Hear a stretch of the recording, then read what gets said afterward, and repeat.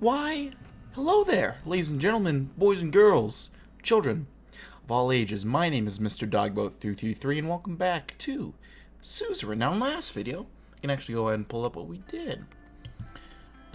We vetoed some electoral finance bills, we bought some shares, invested some infrastructure, figured out what we were planning to do and what directions we intend to lean into. And someone shot up our little inauguration. And a guy died. A communist guy. So that's not exactly good for the political stability. But we'll find a way out, I'm sure. Our still looking pretty rough all around, it looks like. I gotta say. But our economy... Actually, nothing's really going too well, but we're getting the highway, so that's going to help with Anglan. Aglan? I'm not quite sure how to pronounce that. And then, if we end up doing a trade deal with Agnolia, we'll end up getting more investment that way. So that'll balance out quite nicely, I think. Hopefully, at least. You might notice, there aren't much in the way. Actually, there's this little here. The latest diplomatic message from leaders of Ellen warned us regarding a pathway from the mountains of Bergia that allowed traders of a state escaping to Swordland. President Viktor Smolak has demanded the border security be increased. He also sends his best wishes about handling the protests in Swordland. Yeah, I actually tried recording this a little bit. Before I could really get into anything, I had a call, and I had to stop recording real quick. But everything worked out, and now we're back. So... let's go ahead and have a security briefing real quick, because it seems like something we should probably do. I arrived in front of the doors leading to the Situation Room. Today's security briefing was arranged in two parts, starting with internal matters and moving on to external matters after a short break. The Minister of Interior, Lilius Graf, and the Minister of Justice-in-Law, Nia Morgana, would join us for the first part, the law enforcement briefing. For the second part of the Minister of Defense, Josef Lancha, would join us after with a few high-ranking officials, including the Chief of the Armed Forces, Vulcan Kruger. Open the door, Lucian, Nia, and Lilius rose from her seats. Sir? Please, take your seats. Everyone in the room sat down except for Lucian. He put on his glasses and went through the documents in front of him. Shortly after, he raised his head to address the attendees. Mr. President, ladies, we will kick off today's meeting with the internal security briefing. I'm assuming everyone has already been over the agenda. We all have busy schedules, so without further ado, I'll jump into the first topic. As we feared, the political atmosphere has worsened. Reports around the country indicate that the tensions are rising as we feared. What is the status on the Bernard Circus investigation? I've received news this morning that the investigation into the murder of Bernard Circus has concluded. Well, please enlighten us. The more we know, the better. After further investigation and testimonies, we confirmed the motive and also events leading up to the shooting. A few days prior, members of the Red Youth initiated a violent attack on a young swords leader in Yen. We believe young swords then called for revenge, leading to the death of Mr. Circas. Since he often spoke against the young swords' nationalist sentiments in the assembly, he was a big target, not to mention his radical communist views. Political violence needs to stop. Yes, we've kept it at bay for so long, but it seems that there are now new triggers. Lilius handed over the document and pointed at a highlighted section of the document. The investigation revealed a very troubling fact. The funding sources of the Red Youth have a clear link to United Cortana. Are you sure? Absolutely sure. Yes, we've found the cash trail. Several Red Youth members with ties to United Cortana have been detained, and the information extracted from them points to a preparation for a communist uprising in Swordland. It isn't unusual for superpowers to influence other nations, but I think this case is a little far-fetched. The left lacks popular support in Swordland. Nia eagerly lifted her hand. I motioned for her to speak. I went over the report in detail. It would be wrong to jump to conclusions about a clear foreign interference yet. United Cortana has humanitarian and cultural ties with many countries, including Swordland. I also don't want to jump to conclusions immediately. We shouldn't create a crisis with them. Nearly 3 decades ago, they funded General Ricard and tried to establish a communist dictatorship in our country. If it was not for Colonel Sol, we would have seen the real crisis. She took a sip from her glass of water and continued. Our police chief, Karl Greiser, has linked the funding to the United Cortana Consulate in Benfia. As we all know, the enemies of Sordland are many, but we also have threats inside the country. Our country's always had issues. This is part of the job.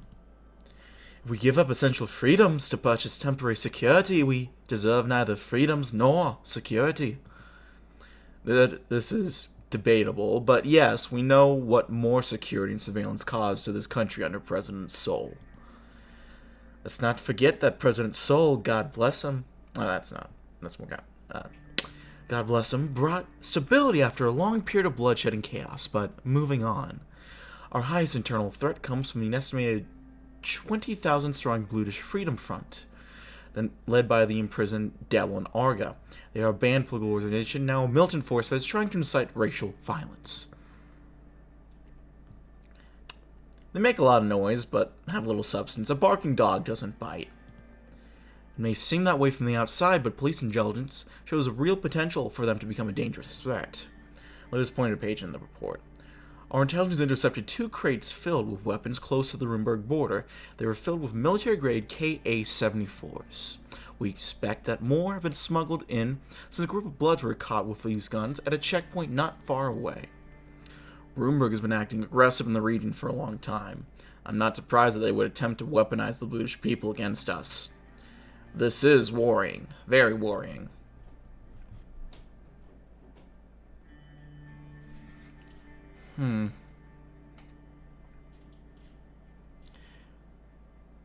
We need to keep level-headed with Rumberg. They are looking for reasons to take action. They will play dirty while we play nice. It is a battle we will lose. This is grave news, but we must be careful not to stroke the fires of anti-Bludish sentiment. What is the second most important threat? It is the gang violence that's threatening the Nargis and Agnan regions. 2 prominent organized crime families are at war, and the potential for bloodshed is real. Why can't we just arrest them? The primary reason is deception and corruption. They infiltrated several government offices and the police. That's how they can evade us. Well, they're playing with fire. I want them gone, for good. Well, I agree it would make Sordland a better place. It will not be easy. These gangs exist because corruption is so common in our country. They buy our police offices and slip by checkpoints. I shall be honest with you. With our current capabilities, we may not be able to prevent the further arming of separatists while maintaining order in Bergia, Nargis, and Anglan. If the law enforcement budget is increased, I can't fully be responsible for what happens. Our police units are spread thin as is. Well, in light of this information, I might increase the law enforcement budget. We will rid our country from separatists and violent thugs if you do so. I wish you would stop using the word thugs, Lilius. The real problem is corruption, which is fueling the gang violence. It's very likely the reason why these weapons were smuggled in. A higher budget could help us end that. Valid points. Corruption is the root of all evil, after all. We can look into corruption once the weapons have been found and the gangs have been beaten. Just like the previous administrations kicking the can down the road. That is what destroying our institutions. Lilius and Nia were openly scowling at each other. Lilius turned back to her notes. Well, this concludes the topics for the internal portion. Thank you for the updates, Miss Graff, Mrs. Morgana. Thank you for the overview. Have a good day. Until next time. 2 ministers left the room. We took a short break before continuing the second part. Upon invitation, Josef Lancha, along with 3 high-ranking officials from the Ministry of Defense, walked into the room. One of the men was none other than General Kruger, the chief of the armed forces. Josef made his way towards the table while the others stood by the door. Mr. President. Josef, welcome. I brought General Kruger with me due to the escalation on our borders. General Kruger stepped forward and saluted. He had a strong jaw with sharp cheekbones. His tall stature, uniform and medals, combined with his deep and intense stare, made him look threatening. He was in his 70s. Yet he had a bulky body that was a result of his commando training. Not only was he the second most decorated officer in Sutherland, he was also the longest serving. His handshake was firm, strong, and confident. Yosef tapped his foot impatiently. He seemed uneasy with the presence of another high-ranking officer in the room. Gentlemen, thank you for coming to this significant gathering. Let's begin.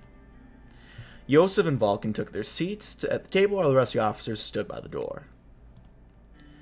Mr. President, the situation of the western and northern borders towards Rumberg is very tense.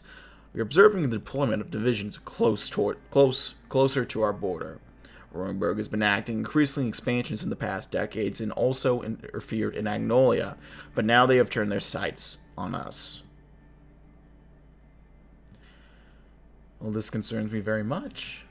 We are observing these areas actively. Our contingency plans are ready. It seems they want to increase the pressures both externally and internally. Mr. President, if I may. Please, General. The picture is becoming clear. The latest information from the interior about the weapons caches, and now there's active military buildup closer to our borders. The entire situation was analyzed by a general staff, and our prediction is a future territorial incursion by Rumberg. Well, I have complete trust in the general staff. We will not let you down, Mr. President. The general staff is composed of the smartest military individuals. I require an increase in the military budget to enlist more soldiers. Only then we can stand strong against our enemies. Meanwhile, armed forces will hold them at bay. Vulcan's right. We do need an increase in the military budget. Although we don't see eye to eye on exactly how to spend the budget, that much we agree on. I have my concerns about Rumberg, too. We need strong allies to withstand such a superpower. They are our nemesis. That is an understatement. Times are changing and the war is coming, Mr. President. Whether we like it or not, we must be prepared. During the election, you said nothing about focusing on our military. I ask you to reconsider and to increase the military budget. The future and safety of Swordland is in your hands. As you said, time has changed, Yosef. We will see. A smile brought a glimmer of hope on Yosef's face. Our force would crumble under the decrease, and Rumberg would be much more compelled to exploit our weakness. Our country hasn't fallen to any impending force for 200 years. You cannot let it happen, Mr. President. We should find regional allies like Volksland or Lesbia to defer Rumberg. There are several options on the table. These options should be considered. They could be considered, but why pander to others when we can solve these issues ourselves? We have no true friends outside these borders. Everyone fell silent when a soldier entered the room, and yet Yosef let you know that a call had come through from the ministry. Excuse me, Mr. President. Yosef left the room to answer. A few minutes later, he entered the room again, expressing a change. Mr. President, there's been local Rumbergian military activity close to the Narbel border. I just spoke with a local commander. Vulcan, we should go to the ministry and get further updates from our branches. Understood. Raising military readiness is the first call of action. If there is a truly and extraordinary attempt, we will relay it to you immediately and wait for further orders, Mr. President.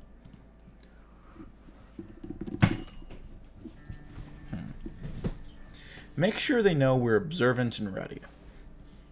Always watching, always raise our motto, sir. Hail Swordland.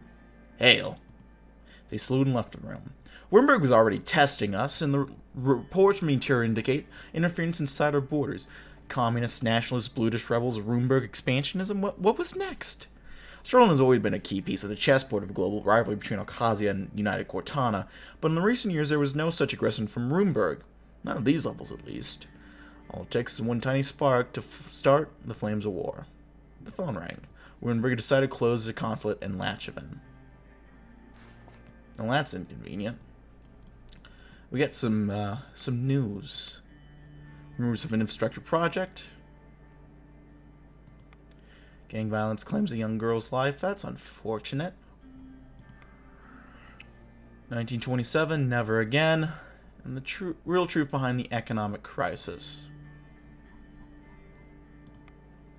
Under all construction, once again, number 1. What if they're trying to tell us something? Rumberg's closed down their consulate in Swordland. Well, So much for that. Something in Westward. Around midnight, Red Youth protesters clashed with young swords in the Westward city center, resulting in many injuries. The counter-protester was cornered in front of a United Cortana embassy after they were pushed back by police. The embassy opened its doors and Red Youth members escaped inside. The police are still waiting outside the building for the return of Red Youth members. That's a little, uncool. Occasion develops the first ICBM. Ooh. Intelligence reports found Kazuya successfully completed the Missile 4. Creative name there. An intercontinental ballistic missile, which has the estimated capability to accurately destroy targets at thousands of kilometer range. Caucasian military capabilities have significantly increased, posing a threat to territories that are further away from Western Makopa. Well, cool. Well, let's get some dinner. After a long day at the palace, I was finally home. I thanked Sergei and walked through the front gates, nodding at the two guards as I went by. Even as I turned the doorknob, I could hear Deanna rushing upstairs to greet me. I opened the door, and there she was, standing in front of me with expectant eyes. Papa, you're home! There's my little bright one. I lifted Deanna up and hugged her while trying to put the keys in the tray next to the entrance. She was going fast. Lifting her up was no longer as easy as it once was. How was school? Boring. I liked my old school better. I put her down, and her expression turned serious. Papa, are the bad men gone? There's only one bad man, Deanna, and yes, he's gone now. Okay, Papa. Deanna dashed down the hallway. Mama! Papa's here! Monica appeared next to the kitchen door. She was wearing an apron and holding a spatula in her hand. Deanna, what did I tell you? No running in the house. Yes, Mama. Monica approached me and kissed me on the cheek. A tantalizing smell wafted from the kitchen behind her. Darling, you shouldn't have. What do we have a cook for? I felt like going grocery shopping, just like old times. And besides, she can't make your favorite like I can. You mean... Yes, Lorsha. Lorsha was a lac-shaven specialty, usually reserved for special occasions. A rich seafood stew with a hearty garlic and paprika kick. Was absolutely my favorite dish, especially paired with cabbage, a potent, unfiltered wine from Bergia. Kissed her on the cheek. Just wanted to cheer everyone up a little bit. Her smile faded, and she lowered her voice so that Deanna wouldn't hear. Especially after what happened at the ball. I'm worried, Anton, for you and the children, and for the country. Deanna suddenly appeared next to us. Mama? Yes, sweetheart? I'm hungry. We'll eat in just a minute. Would you help me set the table? Anton, can you tell Frank to come down for dinner? He's been sulking in his room all day. Monica started taking out the china while I headed upstairs to fetch my son. Loud rock and roll music echoed down the hallway from his room. I got a faint hint of cigarette smoke. Knock on the door. No response. Knock on the door again. Still no response. Frank! Turn down that racket and open the door. The stereo in Frank's room clicked off. Alright, alright. He unlocked and opened the door. What do you want? Hand over those cigarettes and join your family for dinner. You smoke, don't you? I'm old enough to do what I want. I'm trying to quit that nasty habit. You ought to stop while you still can. Frank heaved a sigh, handed me the packet, and headed downstairs. I followed him to the living room. The table was prepared, and Monica was ladling food onto the plates. Come, have a seat. It won't be as tasty if it's cold. As we started eating, the room went quiet. Monica's cooking was as delicious as ever, but I had the feeling that wasn't the reason. Nobody spoke. Monica was the first to break with silence. Say, did you know that they refurbish the grocery store? I don't know if you remember the owner. He's been there every day for the past 30 years?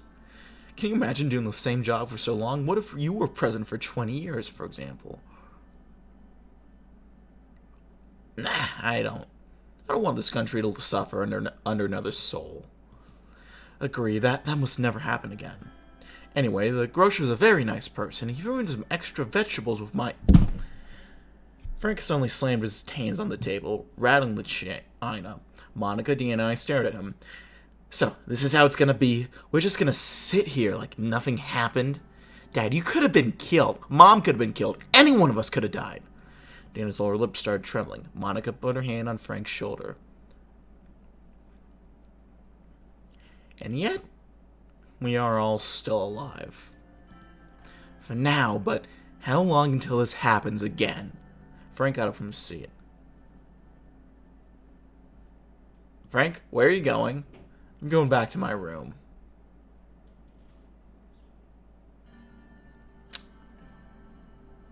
You're going nowhere.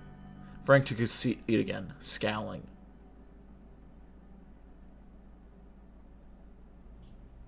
I know it was a close call, but everything is under control. How? How is it under control?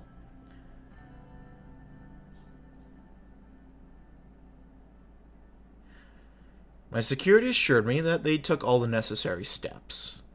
The same security that let a person get shot in front of the palace. Frank, listen to your father. If your father says we don't need to worry, then we don't need to worry. You have to trust him. Monica turned to me. We all have to trust each other. Things calmed down a bit at the table. We finished our food in silence. Frank got up first and retreated back in his room. Monica lifted Deanna up and plopped her in front of the living room TV before returning to the table. She sat down across from me. Anton, he's still young. That's what worries me. I made plenty of rash decisions when I was his age. Make plenty of rash decisions now, too. Frank's not the only one who's scared, Anton. Well, I promise you, if there's any threat to this family, you'll be the first to know. She got up, stood behind me, and massaged my shoulders for a moment before leaving me alone in the dining room. I sat alone at the table and drained my glass of kibbage. Had I been lying to Frank and Deanna? Was the threat to my family truly over? Time would tell. Alright, so we got protest across Storblin, protest in Grooney. Okay, over there. And then Latchavan Times. Political chaos. Go figure. What do we got at Capital? So we have a decision how to react to the unrest. Political situation across the country is escalated. Chief Strategist Lucian Glad has prepared several action plans that we can execute. What will we do to address the intensifying political climate? We're going to go ahead and visit affected towns in person. I don't have the exact numbers on me, but those first two, I think it's Call for Peace and visit affected areas in person. Those give you some pretty decent boost all around. The second one is pretty good because it also reduces tensions with the Bloods down here. The other two just kind of increase tension. Then doing nothing does nothing. Also have a talk with protesters, which is nice to see. Something updated. What do we have? We have nationwide revolts. That's not nice. Also have diplomatic pressure from Rutenberg. Not the best. It's Envy Day at the Marin Palace. It was late in the evening. The Marin Palace was finally getting somewhat quiet when I returned to my office at the top. I eagerly approached my chair and sprawled out on it. It's been an exhausting day, just like every day since I took office. Let's just prepare to go home. I forced myself out of the chair to get out my jacket and briefcase. I really need to make some time for my family. I quickly glanced out the window before leaving. Sergei and the guards were outside by the main gate as usual. I heard a couple of knocks on the door. My secretary, Livia Suno, entered. Mr. President, Mr. Tusk is here to see you. You had a meeting with a Lothenberg spokesman. I'm so sorry for not giving you proper notice. I was just about to leave. Maybe we can postpone the meeting? But he's already here, Mr. President. What do you want me to tell him? After a moment, Mr. Tusk swaggered into the room. I kind of have an idea for the voice I want to do. I just don't know if I should do it. Fuck it. I've met Soren's most prominent businessman once or twice, but never alone. He had large jowls, blindingly shiny shoes, and the air of someone who was getting used to getting his way. Anything to drink, Mr. Tusk? Water? Whiskey? Cognac. Preferably from before you were born, sweetheart. I'll check the supply room. Olivia backed out of the office, shooting me an apologetic look as she did so. Walter hung up his hat, which I could tell was lined with mink. He fixed me with a long hard stare, then broke into a doofy grin. Good evening, Mr. President. That's not. Good evening, Mr. President. I am here to congratulate you. We both sat down. My business partners and I wish you a successful time as the leader of our nation. Well, thank you, Mr. Tusk. I had no chance to say this at the ball with all the panic, but we are very much looking forward to working with you. Well, thank you. I'd like to build a profitable relationship between us. That being said, there are some concerns of mine and the people I represent, which I would like to take the opportunity to clear up. Well, I'm listening. The ruined state of our economy in Swordsland has influenced anyone. The recession hit all of us hard. Walter put out a box of cigarettes from his jacket. I had these brought from Lesbia, the best cigars in the world continent. Fantastic. Would you like to try one? You go ahead. I don't want to smoke right now. Walter grabbed himself a cigar and lit it. He looked towards the scenery as he puffed away. I heard that you purchased a stock from Armadine Industries in Arcadia. Smart buy. They are developing new gadgets that are going to be profitable. Well, I figured why not take the chance. It's much worse to live with regret and what-ifs. I will buy a couple of thousand of shares too, to expand my portfolio. Hopefully, the investments pay off for both of us, Mr. President. His eyes wandered for a moment. You are having a good start for the term for sure, besides the recent troubles. Glad that you have decided to promote the free market, which is the only thing that can get us out of this mess. Well, I took favorably toward my economic team's advice. You have talented economists like Mr. Hole in the cabinet, so you made the right choice, believe me. There are many other avenues where we could work together. He grinned. The highway investment was a good call, but there was more to gain in a high-speed rail, especially for business logistics. Well, the England region was in dire need of investments. The most important goal is to divert investment where most profits can be made for the Treasury. We can be close allies. The group can help you get Swordsland out of the recession, which will be your key problem to solve in the term, and could even determine your re-election. Believe me, let's start with a gesture of goodwill. Soon the investment project contract will be awarded to one of the three main contenders. He pulled out a check out of his pocket and slid towards me on the table. My personal banking account details were listed on it, a deposit of 500,000 Swordish Ren. Ready to be transferred. That was 6 months of a president's salary. If a contract is somehow awarded to Underhall Construction, they would not only work hard and deliver, but also do it on time. What do you think, Mr. Rain? Wouldn't that be good? He pointed his index finger on the check. There was a noise by the door. Olivia Suno was standing there, holding a tray with a bottle and 2 glasses. I'm so sorry, Mr. Tusk, but all I could find was a 42 Sevigny. I hope that's acceptable. She quickly put the tray on my desk and walked out. Tusk eyed her as she left. Remind me to visit your office more often. Now, where were we? Do we have a deal?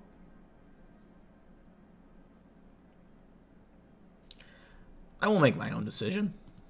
Walter sighed and put the check away, putting it in his pocket. Thank you for your visit nonetheless. It was good to share opinions, and we will meet again in the future for sure. Oh, I almost forgot. Please say hello to Mr. Coronti for me. He smiled. Have a good evening, Mr. President. Walter stood up, grabbed his jacket, and made his way towards the door. He closed the door behind him. I gathered my things and prepared to finally head home. As I walked out, I noticed Olivia still there, covering up her typewriter for the evening. If I may be so bold, Mr. President, did you accept his offer? Of course I didn't. How could you even ask me that?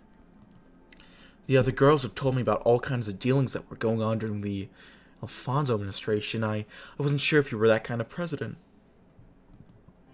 I most certainly am not. She and I took a moment to look over the lights of the city before heading to the elevators.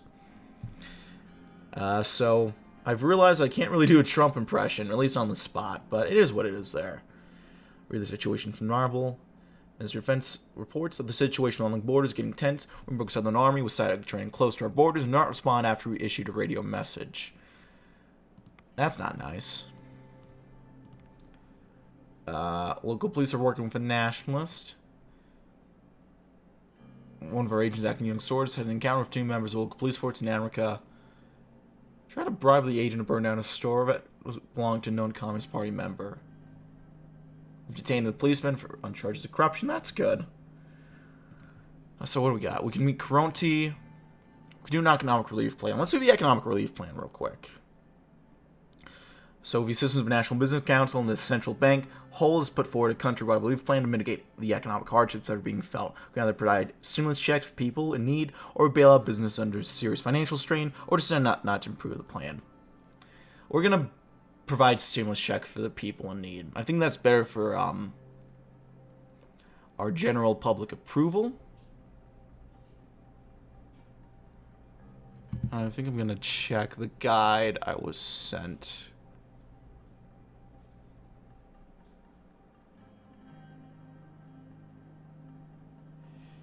Yeah. We'll go ahead and provide stimulus checks for people in need. And that's actually going to help our economy out a little bit. Government budget's decreased a little bit, so we only have one. But, you got to spend money and make money. Suggest Kibner wants to expand executive powers. Reform demands are getting popularity. Targets of the Bloods are being targeted. And unemployment and checks. So let's go ahead and finalize the H3 highway contract. After driving through the cliffside roads, we arrived in Lankburg. The cheerful citizens greeted us, and local government officials escorted us to the city hall. Here, a significant meeting about the H3 project would take place. Several construction companies sent their representatives to the city hall. Even though Gus Manger couldn't make the meeting, I had Simon Hull and Louis Graff by my side. Besides starting our economic recovery, the travel time by road will drop by more than a half, Mr. President. This project will improve the Agneland region. I've lived with these people and seen them suffer. Absolutely, yes. The aim to economically strengthen this weak region will be partially accomplished. According to my estimations, the project will give about 50,000 citizens from England employment. Do you need additional support? Not as of right now. However, things may come up if the project doesn't go according to plan. Thank you for the offer. Simon searched for documents he was holding for and found the one he was looking for. I have an overview of the companies here. Simon handed the files over to me. Look at the files. Free Corporation will be listed. Vasora State Corporation, Underhall Construction, and Taurus Holdings. I reviewed them. I also took the liberty of asking the mayors of Aubrey to give his opinion on the matter. Which corporation should we talk about? Let's talk about Taurus Holdings. Taurus Holdings was founded in 1946 and is owned by the entrepreneur Gerald Faze. It's a new holding company whose subsidiaries use cutting-edge technology from Arcadia to reduce construction costs and prices. They are known to provide for their workers who are part of the labor union of Swordland. There are other things Taurus does very well, like providing consultings from state corporations, but I can't vouch for their infrastructure constructions at all. Why shouldn't we go with Taurus? I don't know if economists are supposed to be there, but that's besides the point. The government is completely private and directed by a non-government board. Do we even remember if they worked on a mega project at all? Choosing this company is too much of a risk for an important project like this, especially when a proven SSC exists. Their capabilities matter more than the history they have. We need to make unbiased decisions. They took a joint contract in Arcadia for restructuring the highway intersection and won the major cities. It went well, but this is a very large-scale success. We're going to try a different company. This is the most unique. The project manager from Taurus Holdings mentioned that they would be able to finish the project for allocated funding. They are the only company who fought out the budget sufficient, making them a cheaper alternative. Well, I've settled on Taurus. I'm mainly doing this to save on time. Good that we are staying consistent to our economic strategy. Simon signed a certain section of dossiers and fixed his glasses. Very well, Mr. President, the contract will be awarded to Taurus Holdings. I wish the outcome of the meeting was different, but at the end of the day, the success of the project is what matters. The company will be notified today, and the construction work will begin immediately after. Well, I think we're off to a good start. My expectations for a grand opening ceremony are late next year. I better get to work then. Thank you. This concludes the meeting. The meeting ending, we spent the remainder of the day attending events in Lenkirk. It was nice to enjoy the natural beauty of England to eat some good fish. Next, we got a risky highway project. They're shitting on our project. Go figure. And then we have the H-free highway.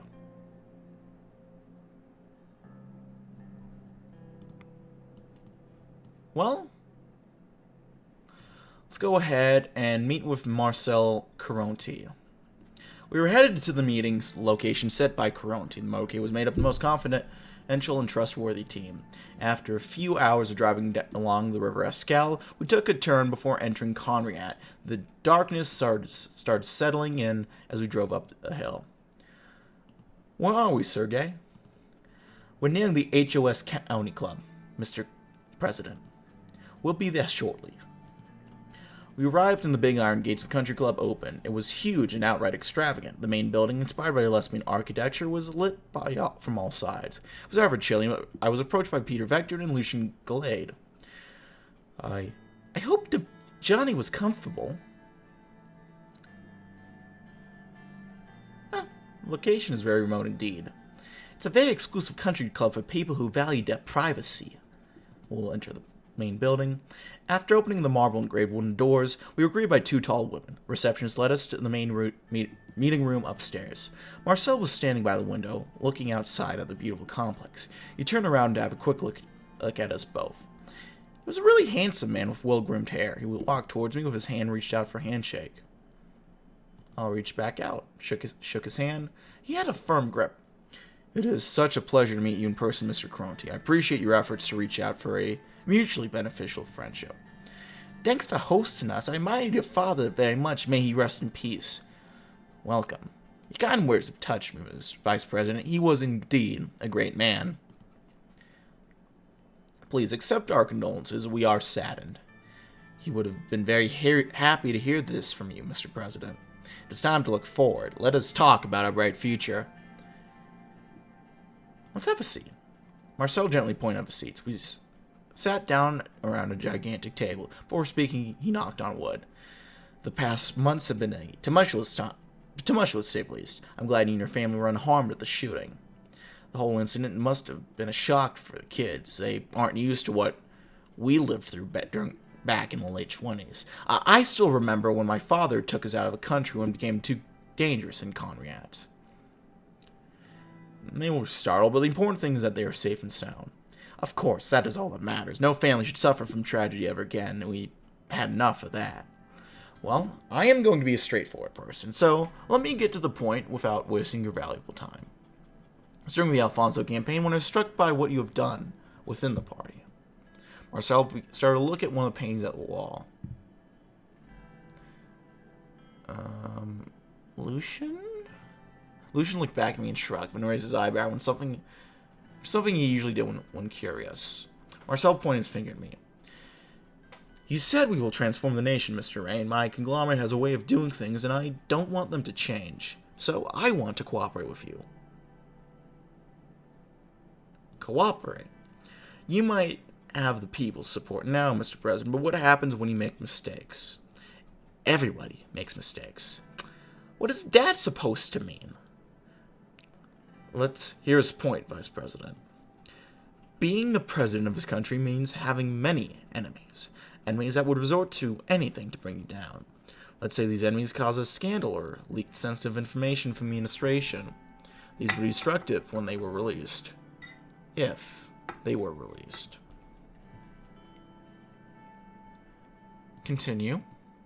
Assume that the articles would actually protect your integrity no matter what. Try to imagine how up to 5 million people I reach will not lose faith in you. You aren't just being nice, are you? I want two things, Mr. President. Number one is guarantee that from you that the Reign administration won't meddle in HOS affairs, no matter what happens.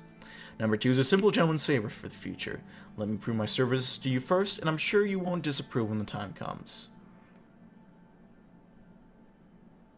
How do I know I can trust you? My circle advised against this. They don't even know we're meeting, Mr. President. We both put ourselves at risk, but I'm willing to trust you. The question is, are you willing to trust me and accept this offer? Mr. Caronte, I have to reject. Such a shame, Mr. President. Here I thought we were going to be good friends. It's a shame, really. Goodbye, Mr. Caronte. Let's leave. We left the complex and entered the car. I thought that would have ended better. He pushed too far. The threats were unacceptable. Let's return to Whole Sword. Well, we got a report from Whole Sword. Leader of NFB, Casado Kibner, has demanded an emergency be called to address the increasing political violence in the country. He said that without a declaration of emergency, Swordland would be stabilized and the integrity of the country will be damaged even further.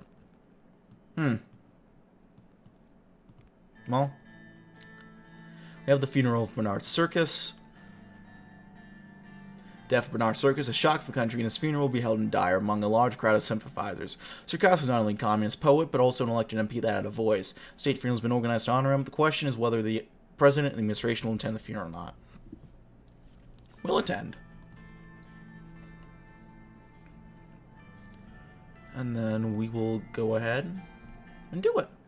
Dark clouds were looming over Dire. They looked daunting as our convoy started approaching the century-old cemetery. It looked like it was going to rain, certainly fitting weather for a funeral. As expected, Circas's passing maintained its media attraction, and all of Swordland was paying attention to the ceremony, especially to what I would say in my speech today. Sir, we have arrived. Raindrops were running down the car when Sergei opened my door and held an umbrella over my head. As soon as I got out, flashes and cameras blinded me. It's okay, Sergei. I'll hold my umbrella. As you wish, sir. He handed me the umbrella and started waiting next to the car with his own. Peter and Carl exited from their cars of convoy. They made their way to me. Anton? Mr. President? I just want to inform you that the perimeter is clear and secured completely. There's no one getting in and out without our knowledge. Good work. Thank you, Carl. Carl bowed his head with respect. Good. If anything happened to Anton, you'll have to answer to the First Lady. And trust me, Carl, you don't want that. Peter let out a laugh, which drew some attention from the bereaved attendees. I gestured to Peter to lower his voice a bit. You're right, sorry. It started to rain. Several unintelligible voices were heard from Carl's radio. He stepped out to reply and returned again shortly. We have a small problem, sir. 5 to be exact, Red Youth members are here to attend the funeral. They apparently said they wish to pay a respect to their fallen comrade. Should we let them in? Do you think they pose a security threat? No, they were thoroughly searched. It looks like they really are here to attend the funeral. Let them in. As you command. Let's head over. They're about to start. We walked towards the crowd circling around the grave. Everyone in attendance was wearing black in mourning. The rain started pouring heavily. Bernard's widow and daughter were in the front row, staring at the coffin with a mixture of disbelief, confusion, and, above all, a cold, unforgiving sadness. Both of their eyes were very red and swollen from weeping. Before taking my place to observe the ceremony, I gave my condolences to Bernard's wife and daughter, who looked at me. She reminded me of Deanna. When the religious ceremony was done, I was invited by the priest to deliver my speech. I took the podium. I felt like I had a lump in my throat. I couldn't get my daughter's eyes out of my head. Today, we're mourning Bernard Circus, a father, a husband, and loyal servant of this country. Towards the back of the crowd, I spotted members of Red Youth, wearing red shirts and black bands of mourning on their arms. They seemed ruly and were respectfully bowing their heads. There was complete silence except for the sound of raindrops.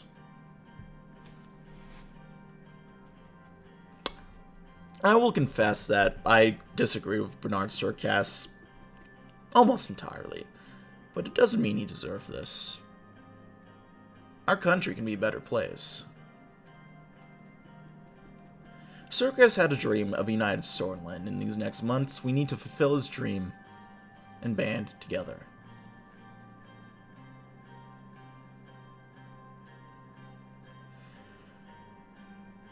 But hatred begets hatred. There's only one way to overcome this vicious cycle. We must unite against the evil of this world.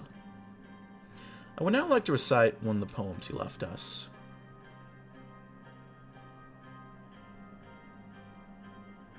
They did not let us sing our songs. They are afraid of the dawn.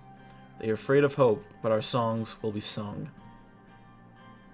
A moment of silence, please.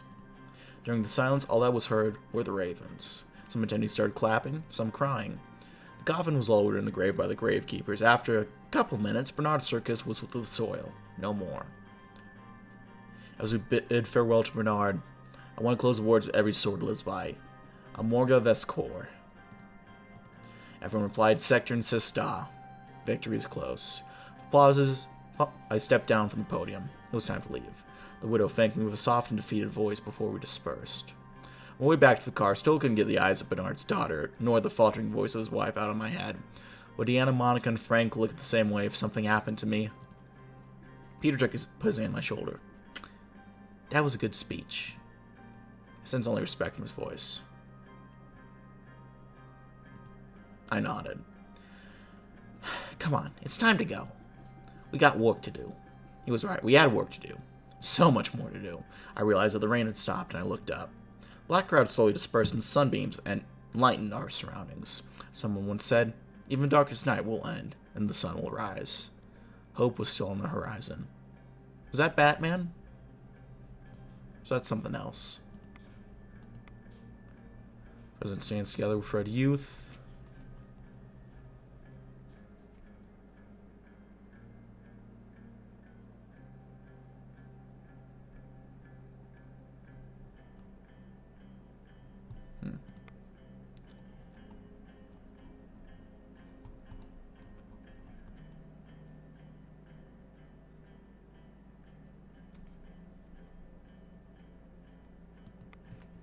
Well, there we go. Here I'm briefing on the diplomatic situation in the Blue Mansion. Door open, and David Whiskey, once a lecturer to me, now the Minister of Foreign Affairs, gently made his way towards my desk. May I sit down, Mr. President? Of course. It's a pleasure to see you, Mr. Whiskey. Likewise, we have so much ahead of us to accomplish. He slowly sat down, taking care not to aggravate the arthritis in his knees. He'd always had an air of gravitas about him, and old age had only served to deepen that. After he settled himself, he regarded me with a delight, his blue eyes sparkling. Look at you, Anton, the 4th president of Storyland. What a privilege for me. I still remember the first day you took my class at the Latchman School of Economics.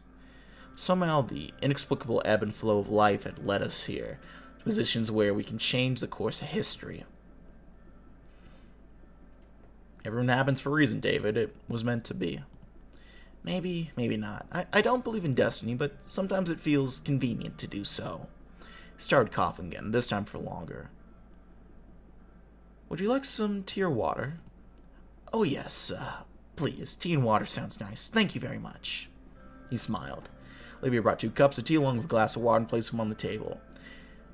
Seems you still remember how much I like tea. Nowadays, it really does wonders to my throat.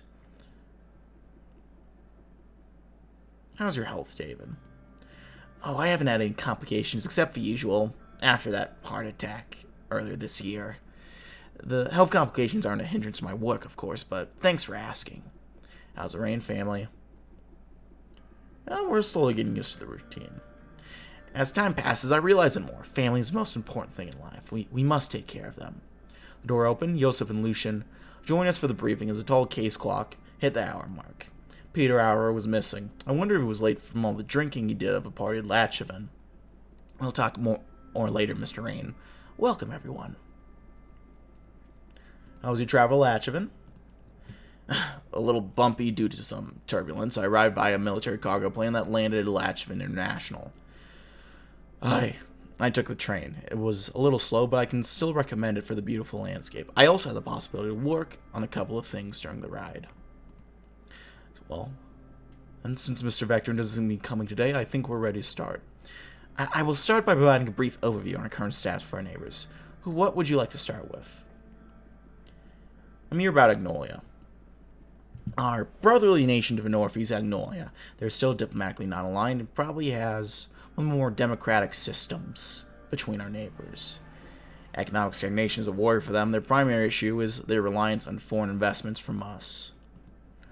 Agnolia is our most friendly neighbor. We have been allies for the longest time after Runeberg annexed Dome. This fact needs to be a part of the equation.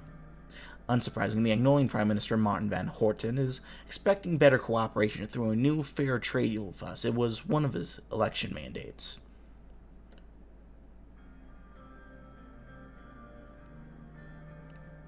One thing about his request, the matter is still on the table. We could secure them as allies for making concessions in the new agreement. Runeberg is our common threat. Additionally, the latest numbers indicate that currently 1 million Anglo-Sordish citizens live in the Anglan region of Sordland, which creates a link between foreign policy and our internal affairs. These people have suffered socioeconomically, which led them to crime and other problems. In addition, a relaxed immigration policy is one of Agnolia's main requests, which is unacceptable. Most of the migrants in our country haven't even assimilated Sordish culture. Adding more won't help. Well, I'm supportive of relaxed immigration. I would rethink the matter seriously because it has great influence on our society and values. We should remember that we promised to keep our immigration laws relaxed in the election campaign. What's the latest in Velen? It is tumultuous in the south, as always. Viktor Smolak is expanding his power among protesters from Vesnik people. However, he is quite positive about normalization of relations between our country. Reports indicate that they have been warming up to Kontanen international aid. As you know, Velen's stability was always a concern for the region. But if we want to help them, we must not treat refugees like we did in the 30s. I still can't stomach the inhumanity of those people suffered.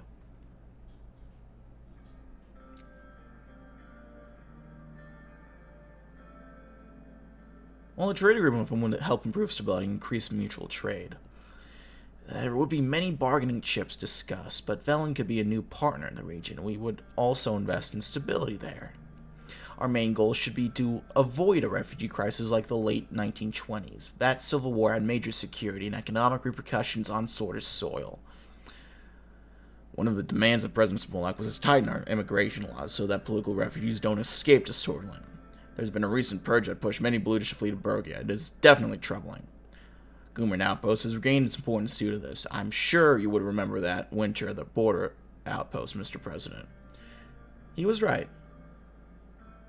I did remember that winter. I remember how cold it was when I let refugees slip through. I was discharged of my duties as a result by Major Josef Lancia, no less, spending the rest of my service cleaning toilets and sleeping in a cell.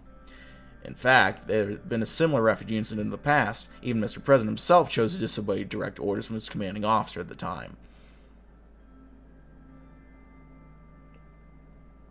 I was young. I made a mistake. You paid the price for your mistake, so it doesn't matter anymore. He opened his mouth to continue, but David cut in. Our focus should be on the current matters. The Bludish minority is very large inside Velen too, which is a factor to consider. It is international interest to prevent the formation of a failed state on our western border. Velen has been increasingly aligning itself toward the Communist Alliance, another point to analyze. Tell me about Volksland. Our cousins of old across the Markan Sea wish to have good relations with us. As we all know, Volksland is a socialist republic united with United Cortana. They are an important regional power. It's also the most significant sea power in eastern Markopa. We had hostile relations with them after several wars in the 19th century, which we wouldn't want to experience again. Recently, the diplomatic relationship has warmed up thanks to Emmerich Hegel. As a result, diplomatic talks can be conducted in the future. Breaking the ice of Volksland could be good if we are to rise diplomatically. I agree they could be potential allies in my opinion. The situation in the region necessitates that we find allies. They haven't been in good relations with us for the past 200 years. Recently, they also joined the Communist Continental Security Pact, subjecting themselves to United Cortana. On top of that, territorial issues have flared up between Agnolia and Volksland because of the Hedland Islands. The Sordish Navy is very concerned with this volatile situation, which looks likely worried. Unfortunately, billions of Suzerain worth of cargo is transported close to Volga's maritime border in the Markian Sea and the Grey Strait. This causes significant risk to our imports and exports in the case of a deterioration in relations. The strait is of high strategic value to us. Yosef, the Navy is keeping an eye on the situation from a distance, right? We are actively monitoring the sea routes and cargo ships. For now, there's no immediate threat, but we don't know what can happen in the future. Let's move on. Two important neighbors contain Lesbia and Runeberg. Who would you like to hear about first? What's up with Runeberg? Now, the most troublesome nation, Runeberg, a constitutional monarchy led by Queen Beatrice Livingston. I highly advise caution and calculation against Runeberg. Our military must be prepared. The threat is real. They are strong and have the motivation as well as the means to damage us. We shouldn't give them any reason to pursue aggression.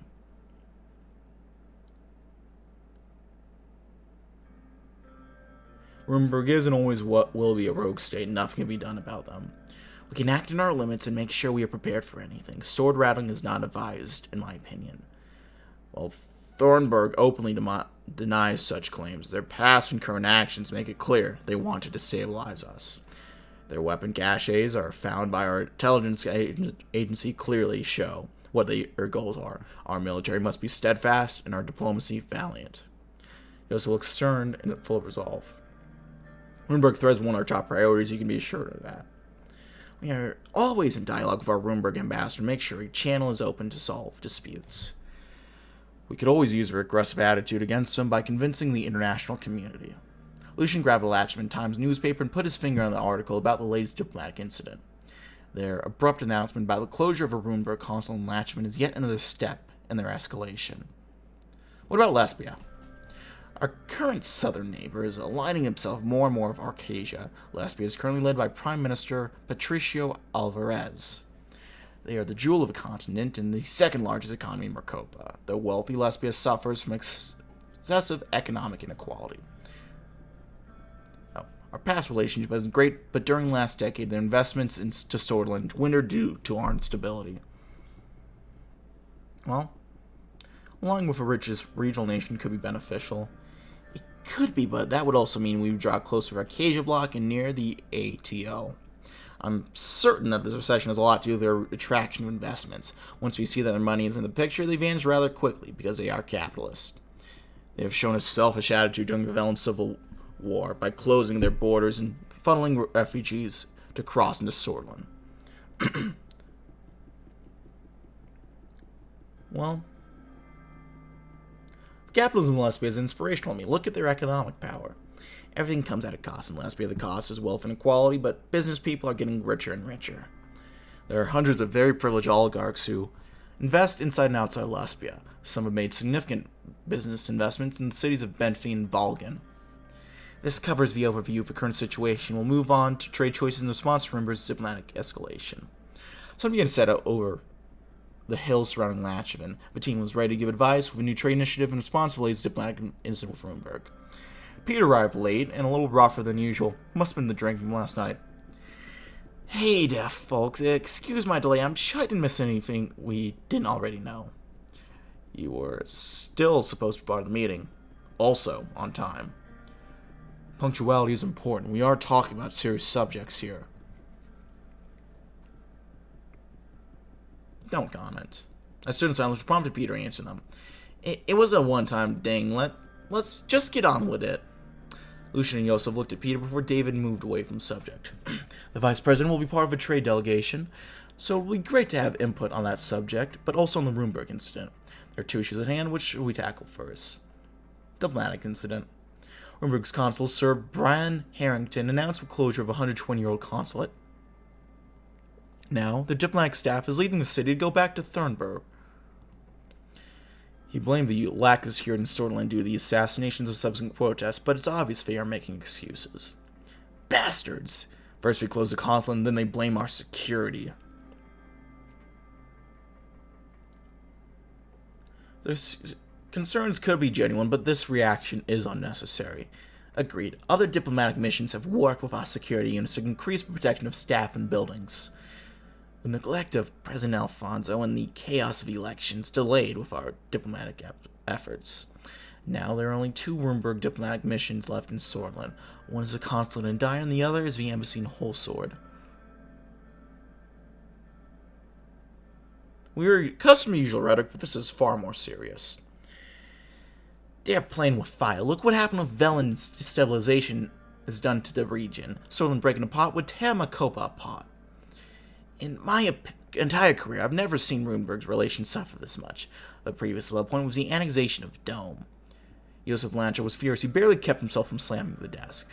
There are warring developments like the smuggled arms and the build-up near our border. Our military must be buffed up to stand against a regional power like Runeberg. We either respond to this aggressive act with diplomatic condemnation, or retaliate by closing our consulate in Dome. I would personally say that an escalation would be risky this early in our presidency. We should focus on creating a negative image on Runeberg in the international scene. The people of Swordsland must be protected no matter the cost. I say we respond equally. Retaliate by closing the Swordsland consulate in Dome. They think they can bully us? They were never so wrong. As you wish, Mr. President, I shall begin work by immediately informing the Ministry of Foreign Affairs and Trade. A strong response to Runeberg will boost popularity at home. I'm glad we're drawing a clear red line, otherwise it will keep escalating the situation. Elected determination, Mr. President. Let's move on to trade. Our primary goal will be to successfully sign a trade agreement with one of our smaller neighbors. We'll have 2 options for a trade initiative. Start of new negotiations for old partner Agnolia, and form a cooperation with Velen. Agnolia. What's up with that? First off, the reason behind this operation is more diplomatic and economic, although we, of course, can't forego the added economic value. Agnolia is an ally and a valuable trade partner. The point we are at with the early negotiations around the steel trade, they're demanding that we buy their steel for a higher price. That is because they think that the deal is too unbalanced as is. The second demand is a privileged access to our agricultural market. If we are to fulfill their demands, they are offering a full alliance with Swordsland against Runeberg. Looking at the current advice of Runeberg near our borders, having a coalition against Runeberg would prove extremely useful. Obviously, there will be consequences for entering a full alliance, mainly issuing the Helgi Islands. Bogdan's clear intention to take over the islands one way or another, and entering a military alliance will make them furious. I want to state my support for decision to stick to our old ally, Agnolia. Even though I disagree with her demand to relax immigration, we've cooperated with them on many issues in the past. There are obviously subjects that would still need to tackle, like our economics, traded goods, and what to do with immigration. My opinion is that this is a good deal and we should go for it. The new Agnolian Prime Minister is trying to improve the existing relationship. The downside is we need concessions, the reality of any trade deal. Well, I'm open to creating a new agreement that satisfies all sides. That would be the best outcome. Besides, Agnolia is a good option, and the point is that they have a very democratic system. After the recent elections, the PM has a mandate to arrange a fair deal with us. Van Horten is also an avid supporter of relaxed immigration. Since we said we'll keep immigration relaxed, it will help us. Starting the highway construction in Aglin, Bailey is a part too. Regardless, if we're going to increase our regional influence to previous levels, we might need to make amends with our neighbors. Ultimately, the decision will be up to you as always. Velen, tell me about it. Dealing with a fractured country like Velen has its positives and negatives. Although it will be lucrative in the short term, there are risks associated with dealing with such a country. They are prioritizing co-investment projects and a no-tariff agreement. They are also offering oil in return for attracting foreign capital interests from Swordsland. However, it is possible that there would be international ramifications of getting closer with a country like Velen. All in all, this is a very lucrative deal for us, how we need to think about the consequences. I certainly don't support the decision to become friendly with Velen. We carried their burdens for decades. Their migrants flooded our country, and now they're expecting a deal from us. Maintaining influence with Velens could be useful. Yes, it's risky, but think about the influence on an underdeveloped region like that. We'd also sell more products and enter that market easily. I'm also of the opinion that it's simply too risky. This would gain resources and immediate capital, but I'm afraid of the consequences. Think the return is too lucrative to pass up on regardless of risk. The migrant crisis is one of the reasons behind the destabilization of Swordsland. I'd like to point out that it was due to Velen. If we wish to go forward with a deal, when the time comes, there's a topic of immigration to consider. Victor Smolik is a known isolationist. Our promise to keep our immigration policy relaxed will not help us at all. He blames us for bringing Western interests to the region. He also doesn't want his political opponents to flee here. I personally don't like the idea of getting too close to Velen. Me too. Agreed. I still think we should give it a try. Our campaign promise to steer Stolen towards the west and Arcadia will have an effect on the negotiations, especially with Velen. As you know, the current affairs of Velen are partly a result of Unite Cortana's support of Victor Smolak. This will be a problem, but definitely worth trying. As for Magnolia, this deal has made them cautious, which may make it harder to get a good deal. You also need to consider the effect of our economic doctrine plan. The fact we're heading towards a market economy will have an influence. Good negotiations optimize the interest, which makes the differences become trivial, allowing both sides to reach a deal. Very true, Mr. Vectorn. We'll have a lot of time to prepare before the scheduled visits to Velen and Magnolia. I believe this gives us a brief overview of our current options. Our trade delegation will begin work towards the end of the year. We expect a final negotiation of signing to happen next year. I'm very much looking forward to visiting Stalport and Vagvitz with potty animals like David and Simone. Peter laughed. Yosef narrowed his eyes and stared at him. Well, that concludes our meeting, Mr. Rain. Well, thank you all for coming. I will take my leave then. Sir. The meeting concluded and the team dispersed. Our diplomatic action plan officially began. Well, there we go. We have Young Swords, membership claimed links to the government.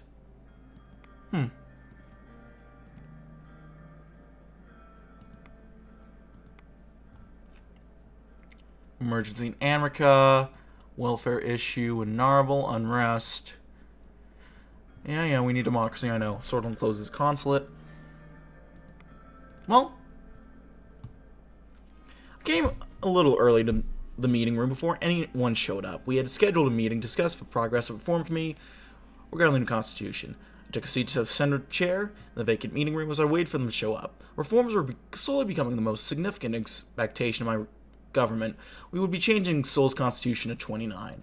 Most of the people nowadays blame the Constitution for the outstanding problems of the country. On the other hand, the reformers in the Assembly had been getting louder about their demands. What I knew for sure is that I needed to do something about this encroaching chaos before it swallowed me. Meanwhile, Peter, Lucian, and Nia had been leading the committee to prepare an initial draft of the constitutional amendments. I was intrigued to hear the results. There was a knock on the door. It was Lucian. Good afternoon, sir. Lucian arrived exactly on the hour mark again. His punctuality could almost be described as obsessive. Good afternoon, Lucian. Took a seat on the table and took out a bunch of documents, spreading them on a long table.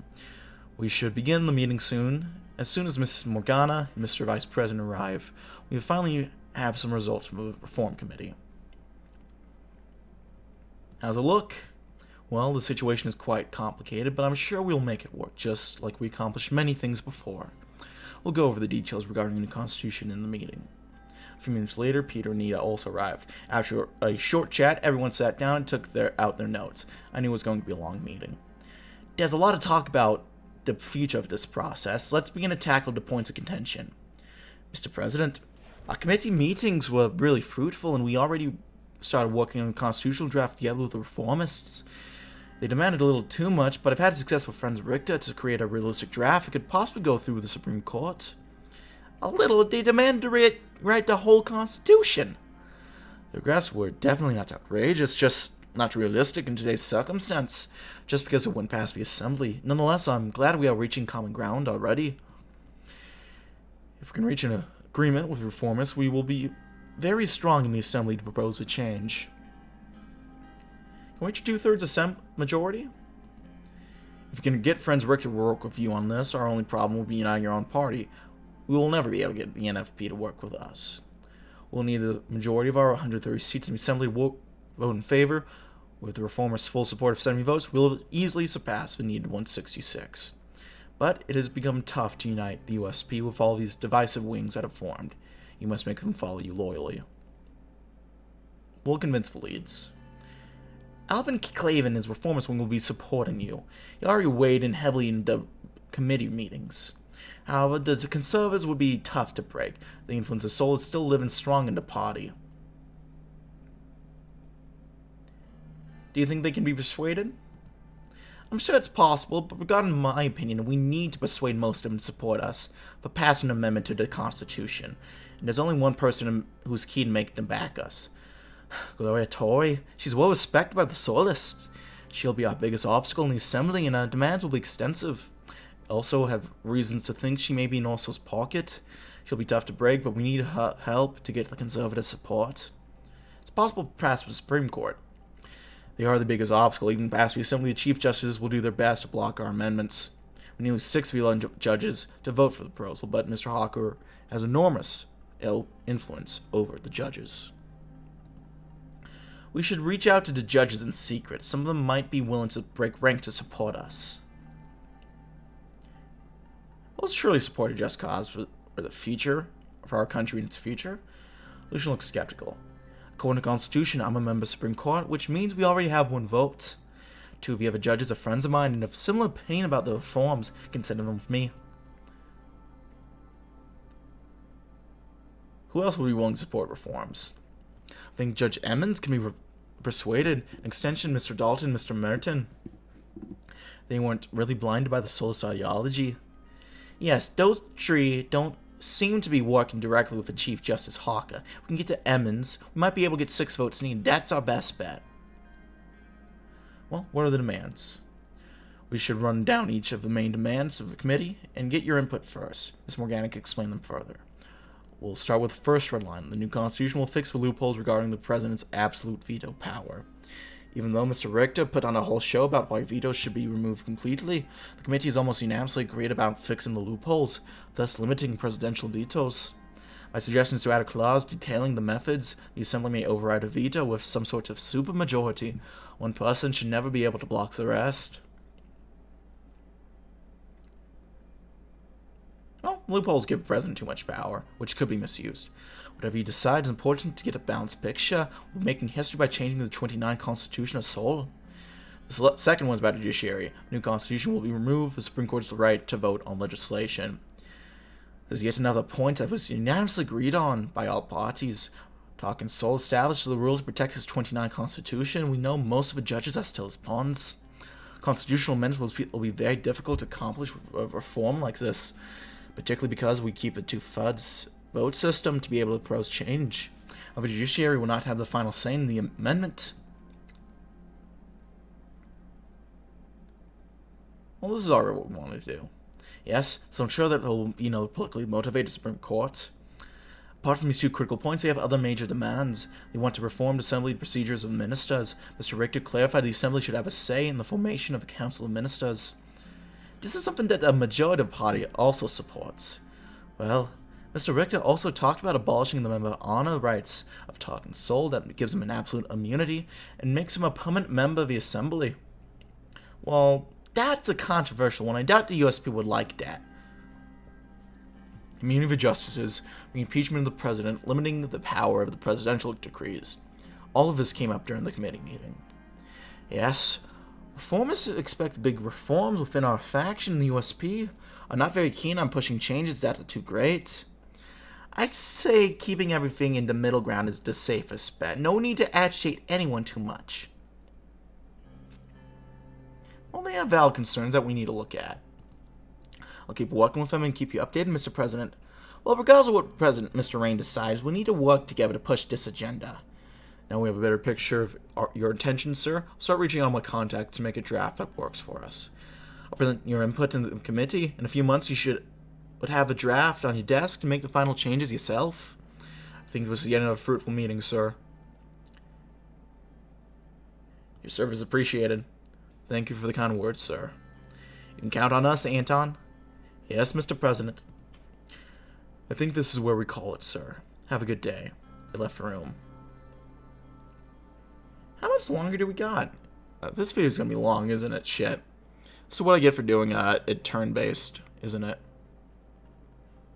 Well, Taurus is working on it. They're working west from Latchavan. Very well. Rumberg is condemning closing of the consulate. Go figure. Meeting with Chief Justice Hawker. The administration had been working all day and night on the overwhelming issues that were facing the country. The department sent several documents which required my signatures so we could start working on the decision that they're taking. After I signed dozens of them, I closed my eyes to relax for a moment. Another long day. Even though I didn't really want to leave the palace for the day, Lucian had early told me that the Chief Justice would want to speak with me. We planned to meet in my office in 30 minutes. I waited for him, wondering what subject he would raise. Stretched out my arms and looked out the window. Thousands of shimmering lights in the whole sort of skyline were mesmerizing. Suddenly I heard a knock at the door. It was Lucian. "Good evening, sir."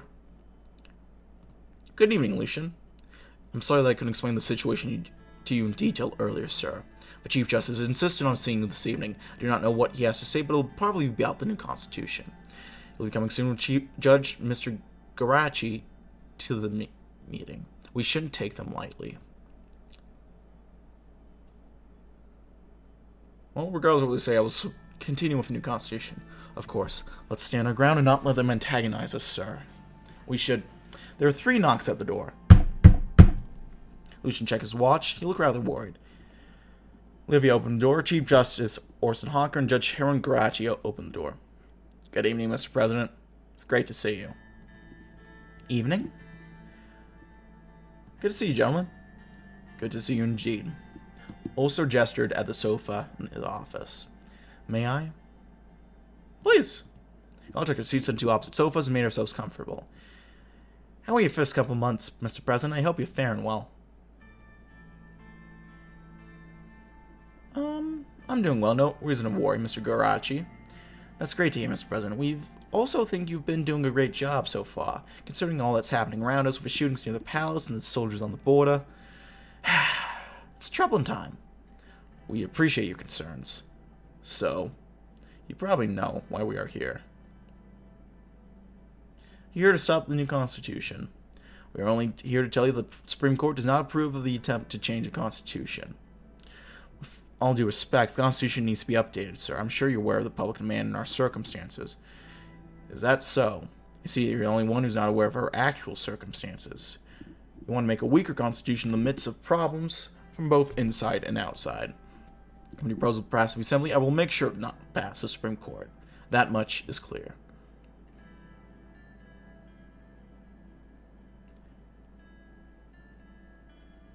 Come on, Mr. Hawker, we can figure something out. We can. If you decide to give us a listen. Mr. President, you seem to be only partially informed about the current situation. Please let us explain the reasons of our stance. Well, please explain. We are protecting the Constitution because it works, Mr. President. It's efficient, gives you the authority to lead the nation with swift decisions. Switzerland has more important problems and threats that we should face right now. Instead of nitpicking about some paragraphs of the Constitution, we have a potential war within our borders. Orson signaled Heron with his hand to let him speak instead. Mr. President, I know you're a busy man, so I'll make this quick. We all know that Sword security forces found stashes of Brumbergian weaponry inside the hideouts of Blue Separatists. Weapons are roaming inside Swordsland at this moment. As much as Rumberg possesses a direct threat, it's now clear that they are also invading our country and weaponizing our minorities against us. It's not unprecedented to think that the Blues will start their terror again with their new toys. Not to mention the fight that broke out between the left and the right wing after the shooting of Sir Cass. Communists are rising with the support of Cortana. The chaos is imminent for Swordsland. And sadly, we don't see our administration taking the necessary precautions. You said you would not focus on the military during your term. Under current circumstances, that cannot be tolerated at any cost. Mr. Hawker, the court has no jurisdiction over these matters. Aren't we all part of the state, Mr. President? We are all responsible if Swordsland fails to overcome these threats. But regardless of that, are you also aware that the armed Blue Separatists have direct connections with the Workers' Party of Bludia?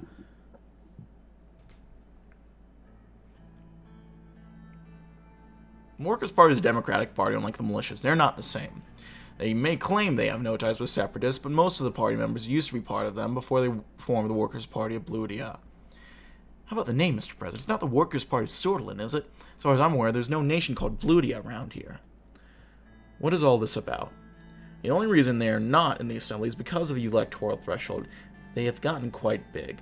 They are clearly getting outside help, and their connections to paramilitary Bludish forces cannot be denied. And all of a sudden, the reformists are trying to decrease the electoral threshold so that Blue Separatists can be legitimized in the Assembly to achieve their aim of independence. And that's too dramatic. Say what you will, Mr. President. I'm stating the obvious. But I wish the only issue with the Blutist terrorists in Nuremberg. Reformists suggested changes would also bring the communists, who are backed by Cortana and the Assembly. Do you see the pattern yet? I apologize, gentlemen, but I'm not a conspiracy theorist. It's not a conspiracy theory. Have you been briefed by your security team? Maybe you should suspect them as well. We should take the necessary measures against communist and Blutist plots, as well as increasing the military budget against a possible conflict with Nuremberg. And, of course, not fall into the traps of reformists by listening to demands. They are clearly plotting to weaken the president and our whole administration in order to exploit the situation. Which brings us to some very important information that we have. It's definitely something you need to hear. It can change absolutely everything.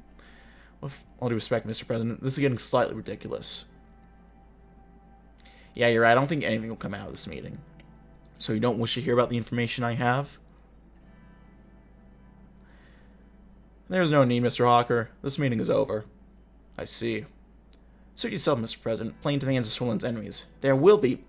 Mr. President clearly doesn't want to talk to us. Let's give him some room before he disrespects the judiciary further. You're right. Orso and Heron both stood up from their seats. Please excuse him, Mr. President. Sorry to have taken up your valuable time. Take care, gentlemen. They both left the room. That was not good. They clearly tried to threaten you. I'm not scared of them. Orso will be doing whatever it takes to damage you. We need to be careful. There's so many Orgard sympathizers in our party. We can't let them divide our party. And he will definitely try. After a short evaluation of the situation on our hands, Lucian left me in the presidential office.